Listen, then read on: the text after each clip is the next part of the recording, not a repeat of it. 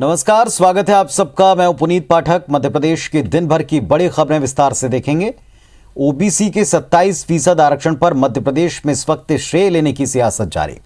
कांग्रेस ने इसे अपनी उपलब्धि बताते हुए एक आभार यात्रा शुरू की, जो प्रदेश के 15 जिलों से गुजरेगी और कमलनाथ सरकार की उपलब्धियों को जनता तक पहुंचाएगी।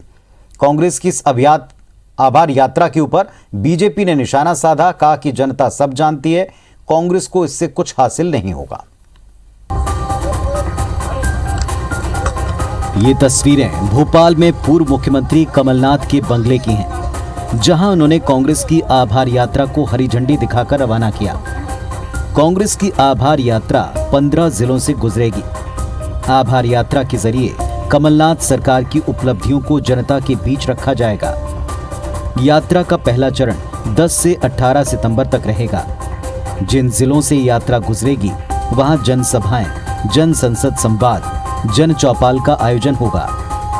कांग्रेस का पिछड़ा वर्ग विभाग इस यात्रा का आयोजन कर रहा है। वैसे इस पूरी कवायद के केंद्र में पिछड़े वर्ग को 27% आरक्षण देने को लोगों तक पहुंचाने की योजना है।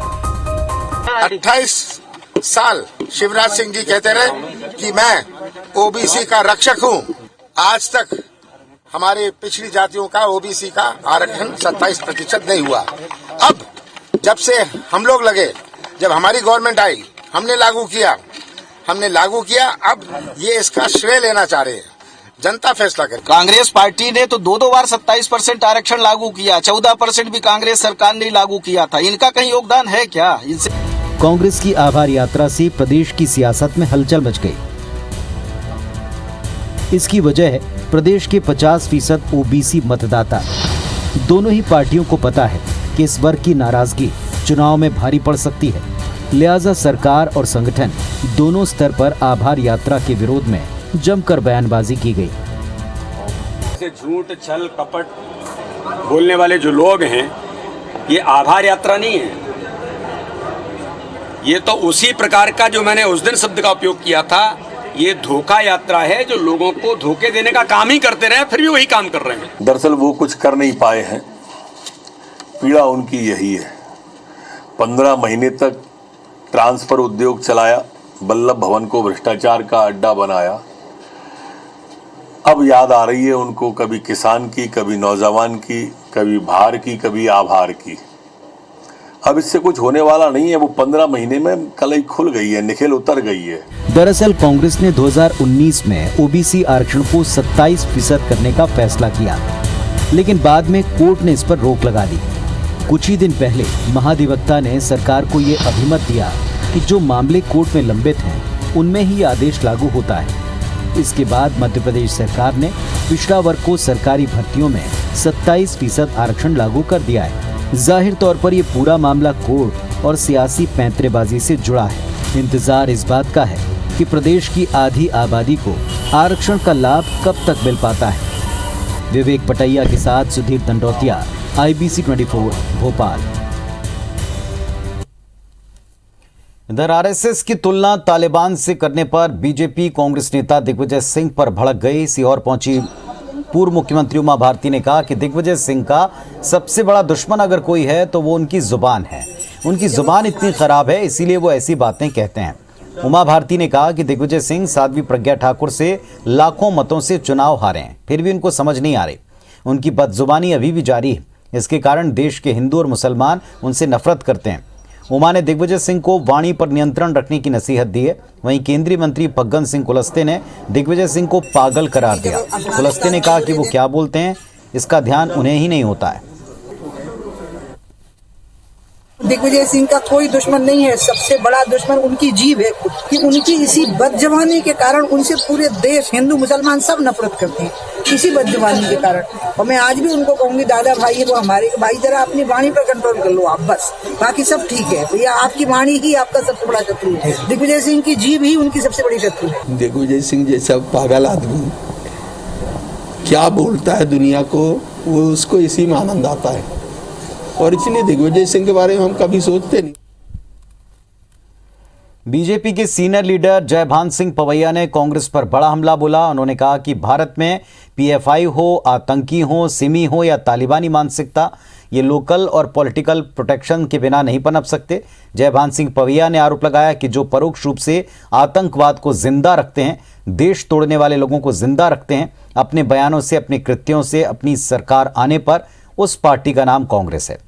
पवैया ने कहा कि हमारी नीति तय है, कांग्रेस कुछ भी कहे, हम मध्य प्रदेश में पैर रखने वालों का फन कुचल देंगे, हम पीएफआई का सिमी से बुरा हाल करें। जयभान सिंह पवैया ने कांग्रेस नेता दिग्विजय सिंह पर जमकर निशाना साधा।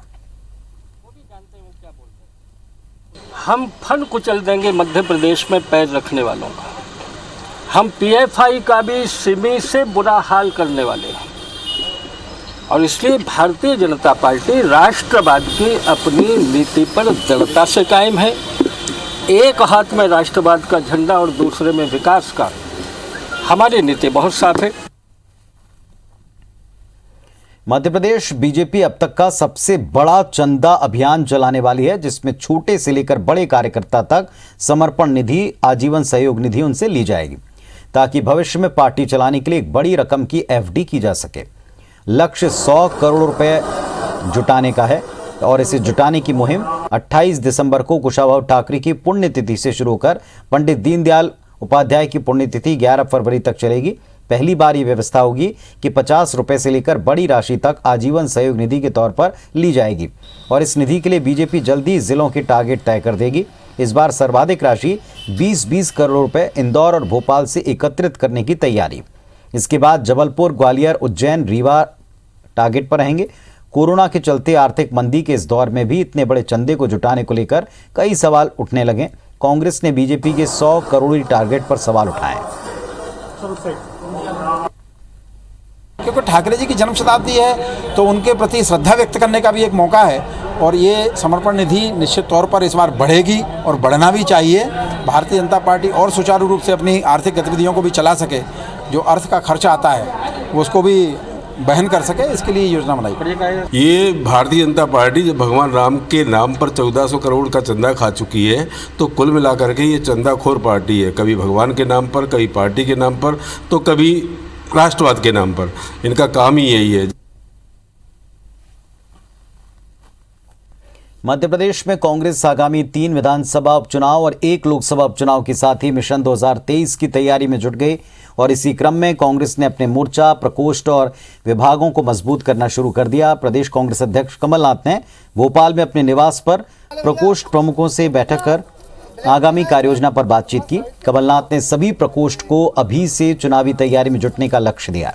साथ ही आने वाले समय में केंद्र सरकार और राज्य सरकार के खिलाफ सड़कों पर उतरकर आंदोलन करना भी तय हुआ। कांग्रेस बैठक को संगठनात्मक मजबूती के लिए एक रूटीन प्रक्रिया बताती है। बीजेपी इस पर सवाल उठा रही।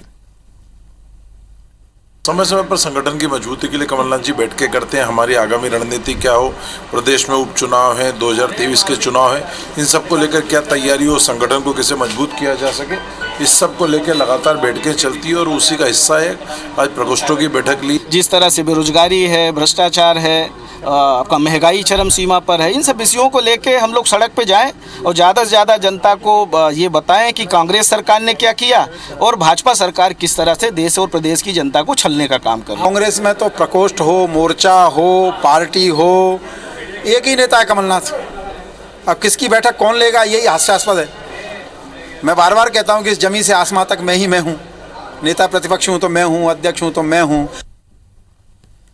ग्वालियर जिले के भितरवार में पूर्व मंत्री समेत करीब 6 विधायकों और कांग्रेसी कार्यकर्ताओं ने बिना प्रशासनिक अनुमति के विरोध प्रदर्शन किया। जनसभा आयोजित कर सरकार पर निशाना साधा। इस दौरान जिले में कोविड प्रोटोकॉल प्रभावी होने और आदेश के उल्लंघन पर पूर्व मंत्री लाखन सिंह समेत करीब 1200 कांग्रेसियों पर एफआईआर दर्ज की गई। गुरुवार को पूर्व मंत्री लाखन सिंह ने बाढ़ पीड़ितों की जन समस्या समेत क्षेत्र में व्याप्त बिजली समस्या को लेकर धरना प्रदर्शन और जनसभा की थी, जिसमें कांग्रेस के 6 विधायक और प्रदेश सरकार के पूर्व मंत्री जयवर्धन सिंह भी शामिल हुए। कल दिनांक को नगर परिषद के कार्यालय से पत्र प्राप्त हुआ है। इसमें शिकायत की गई है कि बिना अनुमति लिए क्षेत्र में जनसमूह कर कार्यक्रम किया गया है। इसमें कोविड गाइडलाइन नियमों का खिलाफ प्रतिबद्ध किया गया है। और भोपाल से एक अहम खबर आपको बता दें, शहरी सीमा में बाघ ने गाय का शिकार किया। कलियासोत केरवा रोड पर बाघ ने शिकार किया। बीते 5 दिन से 3 बाघों का इस इलाके में मूवमेंट बताया जाता है। राजधानी शहरी सीमा में 18 बाघों की हलचल बताई गई है। तो भोपाल से एक बड़ी खबर है, शहरी सीमा में बाघ ने कलियासोत केरवा रोड के ऊपर शिकार किया है, गाय का शिकार किया है। 5 दिनों से 3 बाघों का मूवमेंट इस इलाके में बताया गया है। और हमारे सहयोगी शिखिल इस वक्त जुड़ गए हैं भोपाल से। जी शिखिल, बताएं, जानकारी दें। देखिए, जिस प्रकार से देखा यहाँ पर जाए तो विश्व की एकमात्र राजधानी भोपाल का नाम यहाँ पर शुमार होता है, जहाँ करीब 8 बाघों का मूवमेंट जो है वो शहरी क्षेत्रों में यहाँ पर है। और इसी के चलते जो अभी एक वीडियो यहाँ पर सामने आया है, उसमें ये बाघ जो है वो केरवा से लेके कलियासोत के बीच का जो जंगल यहाँ पर है, जिसे संरक्षित यहाँ पर सरकार ने घोषित किया है, वहां पर बाघ ने एक शिकार यहाँ पर किया हुआ है। आश्चर्य की बात यह है कि इन तमाम वीडियो के आने के बावजूद भी जिस प्रकार से वन विभाग को यहाँ पर इत्तला यहाँ पर किया गया, सूचना यहाँ पर किया गया, उसके बाद भी वन विभाग ने जो एक्शन है वो यहाँ पर नहीं लिया हुआ है। और फिलहाल ग्रामीणों में अगर हम बातचीत यहाँ पर करें तो एक डर का माहौल यहाँ पर है। और इसके अलावा अगर देखा यहाँ पर जाए तो लगातार जो 5 दिनों से मूवमेंट यहाँ पर बताया जा रहा है, 3 बाघों का मूवमेंट यहाँ पर है। और इसे देखते हुए पुलिस प्रशासन को भी शिकायत यहाँ पर की गई और इसके अलावा वन विभाग को भी यहाँ पर सूचना यहाँ पर दी गई थी, लेकिन इसके बाद भी जो गश्ती दल है वो फिलहाल यहाँ पर सुस्ती साधे हुए है। तो कुल मिलाकर देखा यहाँ पर जाए तो लगातार जिस प्रकार से जो मामले यहाँ पर सामने आ रहे हैं, बाघों के मूवमेंट के लगातार जो मामले सामने आ रहे हैं, उसे देखते हुए जो लोकल जो लोग यहाँ पर है, ग्रामीण यहाँ पर है, उनमें एक भय का वातावरण यहाँ पर है। और वो इस बात की मांग यहाँ पर कर रहे हैं कि गश्ती यहाँ पर बढ़ाई जाए। और इसके अलावा ये भी यहाँ पर मांग की जा रही है जो वन्य जीवी संरक्षण है कि बाघों के संरक्षण पर एक बड़ा खतरा यहाँ पर दिखाई देता है, उसके लिए कवायद जो है वो वन विभाग को करनी चाहिए। जी शुक्रिया आपका इस पूरी जानकारी के लिए। तो बाघों के मूवमेंट को लेकर चिंता है, लोगों में भय का वातावरण है और मूवमेंट बढ़ाने की मांग की जा रही है। जिस तरह बाघों का मूवमेंट है उस पर नजर रखने के लिए यहाँ गश्ती दल आए और वो भी सक्रियता से इस पर नजर रखें।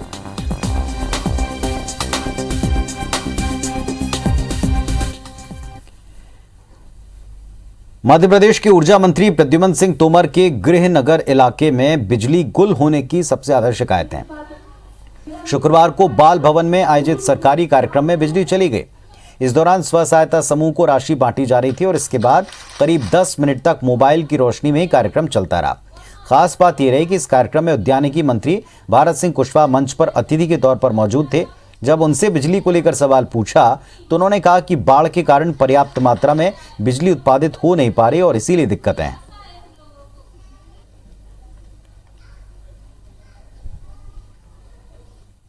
बिजली का उत्पादन पिछली निरंतरता के साथ हो रहा था, उसमें थोड़ी बाधा इसलिए उत्पन्न हुई है कि कम वर्षा के कारण वो डैम, वो जलाशय पूरी तरह से भरे नहीं है, इसलिए बिजली की कमी थोड़ी बहुत आई है। उसकी पूर्ति मध्य प्रदेश की सरकार करेगी। और शिवराज दुनिया के किसी भी कोने में होने वाला साइबर हमला अब मध्य प्रदेश की बिजली आपूर्ति व्यवस्था का बाल भी बांका नहीं कर पाएगा। मध्य प्रदेश एक ऐसा पहला राज्य बन चुका है जहां के पावर सेक्टर को साइबर अटैक प्रूफ बना लिया गया है। सबसे बड़ी बात ये, जबलपुर स्थित स्टेट लोड डिस्पैच सेंटर के इंजीनियर्स ने खुद ही साइबर सुरक्षा की प्रणाली ईजाद की। इसके बाद केंद्र सरकार ने देश के सभी राज्यों में एमपी का ये मॉडल अपनाने की बात की निर्देश दिया है।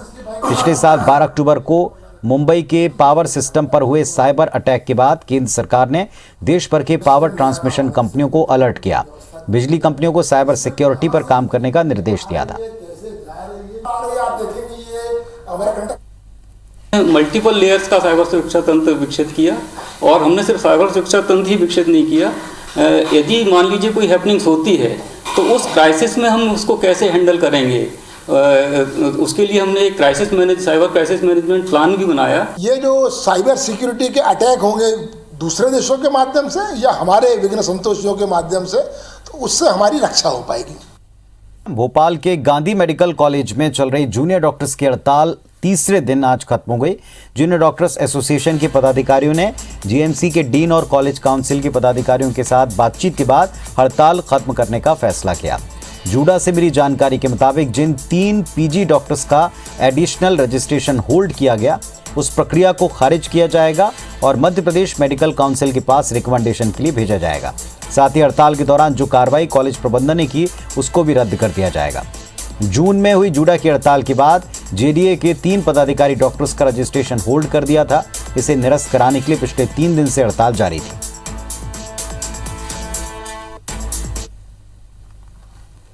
भोपाल में कुख्यात बदमाश हसीन कुरैशी उर्फ पप्पू चटका के कुछ वीडियो सोशल मीडिया पर वायरल हो रहे हैं। इसमें वो बेखौफ होकर आतंक मचाता नजर आ रहा है। एक वीडियो में पप्पू चटका फिल्मी सीन की तर्ज पर 2 युवकों के साथ जमकर मारपीट कर रहा है। वीडियो में अमिताभ बच्चन की मशहूर फिल्म डॉन का डायलॉग सुनाई पड़ रहा है, जिसमें यह कहा जा रहा है कि डॉन को पकड़ना मुमकिन ही नहीं, नामुमकिन है। जाहिर है कि पुलिस को सीधी चुनौती इसमें दिखती है। पप्पू चटका की भोपाल पुलिस को हत्या के जुर्म में तलाश है। एक वीडियो में पप्पू चटका का शागिर्द पिंटू उर्फ शाहरुख एक युवक को पाइप से पीट रहा है। वीडियो पप्पू चटका बना रहा है। पीड़ित युवक लगातार छोड़ देने की गुहार करता है, लेकिन उसकी पिटाई जारी रहती है। पप्पू चटका पर आरोप है कि उसने 5 सितंबर को अपने 4 साथियों के साथ मिलकर पंचशील नगर में शाहिद खान की चाकू से गोदकर हत्या की थी। पप्पू चटका तभी से फरार है। वायरल वीडियो पर पुलिस का कहना है कि ये वीडियो मर्डर से पहले का है। फिलहाल वो फरार है। उसके 3 साथियों को गिरफ्तार कर लिया है। जल्दी पप्पू चटका को भी गिरफ्तार किया जाएगा।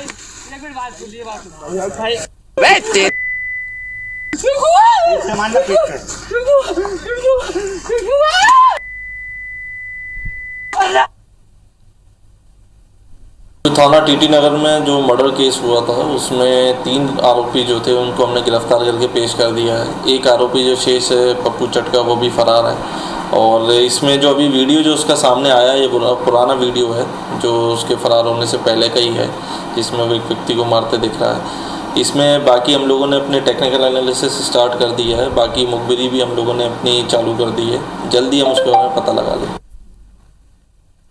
ग्वालियर में IBS 24 की खबर के बाद पुलिस ने फर्जी आयुष्मान कार्ड बनाने वाले आरोपी को भिंड से गिरफ्तार किया है। जय आरोग्य अस्पताल के मेडिकल कोऑर्डिनेटर गजेंद्र पाल की शिकायत पर पुलिस ने आरोपी के खिलाफ धोखाधड़ी का केस भी दर्ज किया है। दरअसल जय आरोग्य कैंपस से मंगलवार को फर्जी आयुष्मान कार्ड बनाने के बदले 5,000 रुपये लेने वाले आरोपी कृष्णा कुशवाहा को अस्पताल प्रबंधन ने पकड़कर पुलिस को सौंप दिया था। युवक के खिलाफ किसी ने शिकायत दर्ज नहीं कराई। इसकी वजह से पुलिस ने उसे छोड़ दिया था। आरोपी ने एक मरीज से 5,000 रुपये लेकर उसका फर्जी आयुष्मान कार्ड बनाया था। कि एक व्यक्ति फर्जी आयुष्मान कार्ड बनाकर उसका दुरुपयोग कर रहा है। पुलिस ने संज्ञान लेते हुए व्यक्ति को पकड़ा। प्रथम दृष्टया जो मेडिकल ऑफिसर्स की रिपोर्ट है, उस पर 420 का प्रकरण पंजीबद्ध करके और न्यायालय में इसके समक्ष रखा। ग्वालियर से जबलपुर पहुंचे एक शख्स ने जमकर हंगामा मचाया। अपनी 5 साल की बेटी को लेने शहर के इंदिरा नगर पहुंचे शख्स ने पहले हवाई फायरिंग की। इसके बाद अपनी बेटी को जबरन कार में बिठाकर ले जाने लगा, लेकिन स्थानीय लोगों ने हंगामा कर दिया, जिसके बाद बच्ची की मां पक्ष के लोगों ने कार में तोड़फोड़ कर दिया और बच्ची को वापस ले लिया। इस दौरान 3 लोग घायल हो गए। इस बीच मौका पाकर आरोपी अपने दोस्तों के साथ फरार हो गया।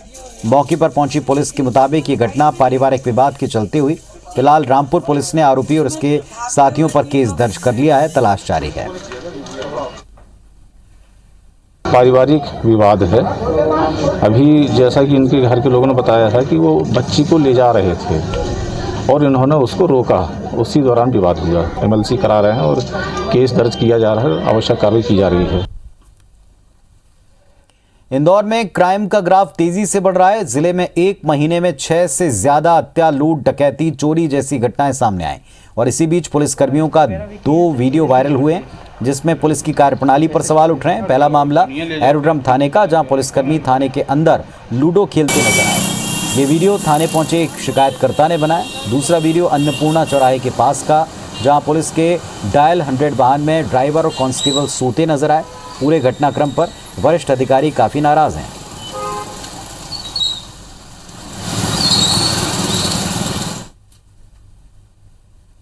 तो इस बुलेटिन में फिलहाल इतना ही। खबरों अपडेट्स के लिए आप देखते रहें IBC 24। नमस्कार।